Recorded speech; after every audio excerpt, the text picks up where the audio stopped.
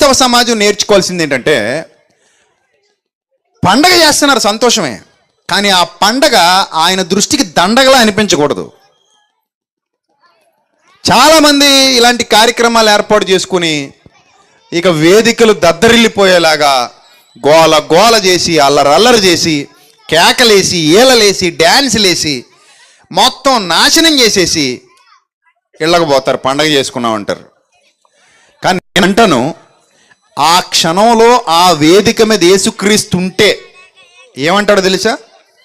తాళ్లతో కొరడాలు చేసి, ఆ రోజు ఎలాగైతే గొవ్వలమ్మ వారిని రోకలు మార్చి వారిని దేవాలయమును దొంగల గుహగా చేశారు, గెట్ అవుట్ అని చెప్పి అందరినీ ఆ కొరడాలతో వెళ్ళగొట్టాడో, ఆ గొవ్వలమ్మ వారి గొవ్వలు విడిచిపెట్టేసి ఆ బల్లలు పడద్రోసి అక్కడ ఎంత హైరానా, ఎంత ఒక రకమైన ప్రభంజనాన్ని సృష్టించాడో, ఈరోజు కూడా ఆయన కళ్ళ ముందుంటే అదే